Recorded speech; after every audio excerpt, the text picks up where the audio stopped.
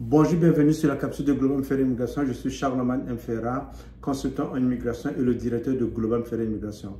Alors, nous faisons cette capsule vidéo pour vous donner un peu plus d'informations sur les projets et les processus d'immigration au Canada. Oui, beaucoup de personnes sont intéressées par le Canada. Beaucoup de personnes veulent venir au Canada comme résidents temporaires ou encore veulent venir au Canada comme résidents permanents. Alors, si vous êtes dans un projet, ou bien vous avez l'idée, vous voulez voyager, vous voulez venir visiter le Canada, ou bien vous voulez immigrer au Canada, vous devez suivre un certain processus d'immigration. Alors, suivre un processus d'immigration veut dire que vous devez d'abord vous rassurer que votre profil répond aux critères d'immigration de un ou bien de l'un des programmes pour lesquels vous voulez appliquer. Parce que vous allez avoir à la fin soit un visa de résidence temporaire ou bien un visa de résidence permanent. Alors, dans la procédure, dans les documents, dans les formulaires que vous allez remplir, vous allez avoir beaucoup d'informations qu'il faut donner au service d'immigration du Canada pour analyser votre profil et pour étudier votre dossier. Parmi ces informations, vous avez les informations sur les membres de la famille. Alors, nous avons beaucoup de questions, nous avons beaucoup d'incompréhensions à cette étape quand les services d'immigration du Canada vous demandent les membres de votre famille. Alors, c'est qui les membres de la famille qui accompagnent ou bien qui n'accompagnent pas le demandeur principal, que ce soit dans votre demande de résidence temporaire au Canada, que ce soit pour votre demande de résidence permanente au Canada ou encore que ce soit dans votre demande de refuge au Canada en tant que demandeur d'asile. Alors, au Canada, selon la définition, un membre de la famille est considéré comme être votre époux ou bien votre épouse, vos enfants communs ou bien les enfants de votre conjoint ou bien de votre conjointe avant que vous soyez ensemble ou encore des enfants que vous avez adoptés. Donc les enfants qui sont comme des cousins, les cousines, les petits-fils, ce ne sont pas vos enfants à charge. Oui, nous savions, nous sommes conscients que dans beaucoup de pays, il peut y arriver que vous avez pris la charge de vous occuper financièrement ou bien d'éduquer un enfant de la famille, que ce soit votre petit-fils, que ce soit l'enfant de votre petite sœur qui n'est pas en mesure de s'en occuper ou encore que ce soit l'enfant de votre grand frère. Vous l'avez pris depuis le bas âge et cet enfant a grandi avec vous, vous avez payé pour ses études, vous vous êtes occupé de cet enfant jusqu'à ce que vous rentrez dans votre projet pour venir au Canada. Malheureusement, cet enfant qui est votre enfant selon votre pays, du fait que vous vous êtes occupé de cet enfant, du fait que vous avez payé ses études, vous l'avez éduqué, vous l'avez nourri, vous avez fait tout pour lui, malheureusement, cet enfant ne répond pas à la définition d'enfant à charge au Canada. Si vous voulez que cet enfant puisse répondre à cette définition, comme ce n'est pas votre fils ou bien votre enfant biologique, vous devez en ce temps-là faire les processus dans votre pays qui permet d'adopter légalement cet enfant. Que ce ne soit pas une adoption partielle, mais plutôt une adoption complète. De cette façon, cet enfant deviendra votre enfant à charge.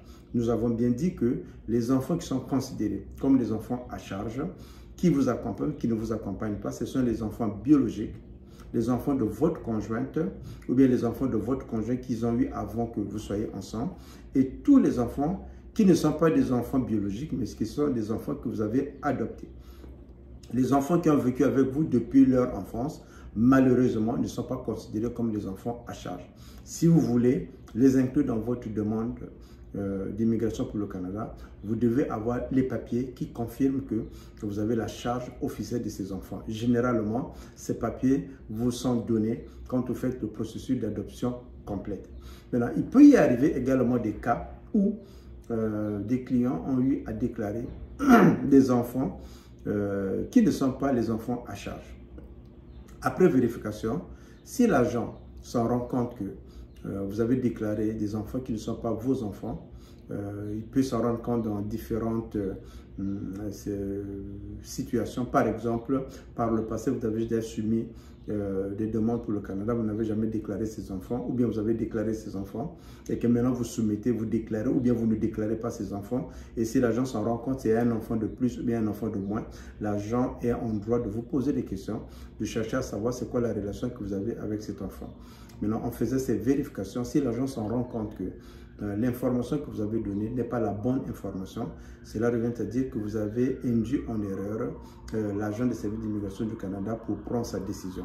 Alors cette erreur ou bien cette omission s'appelle une fausse déclaration.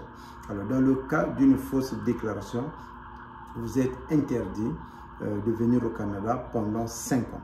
Donc votre demande sera rejetée et vous allez avoir une mesure d'interdiction du territoire.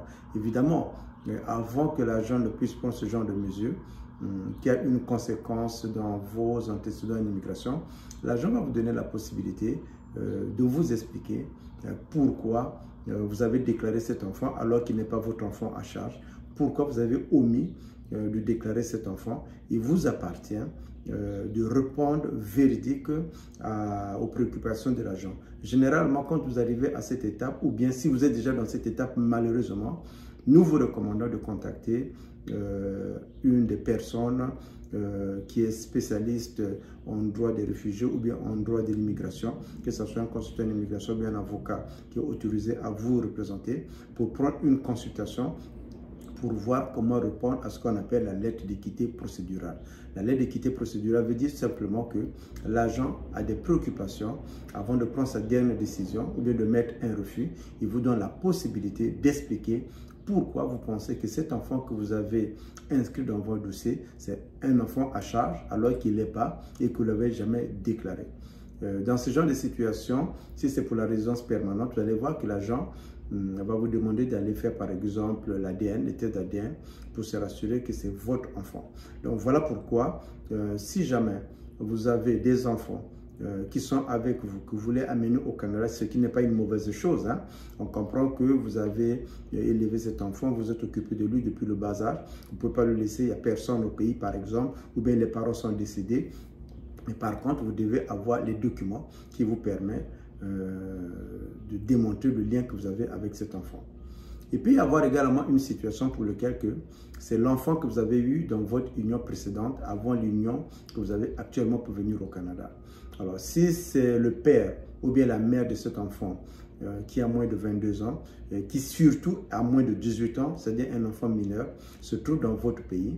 Alors, pour venir avec lui au Canada ou bien pour immigrer avec lui au Canada, ou encore si vous êtes avec lui au Canada, que vous présentez une demande de refuge, c'est-à-dire une demande d'asile, vous devez avoir les autorisations qui fait que leur père ou bien la mère de cet enfant ou bien le père de cet enfant vous a donné la charge légale de cet enfant. Si vous n'avez pas cette autorisation, malheureusement, si c'est une demande de refuge, la demande de l'enfant peut être déboutée et l'enfant sera, il y aura une mesure qui sera exécutée pour que l'enfant quitte le territoire canadien pour repartir vers son père parce que là-bas sa vie n'est pas en danger.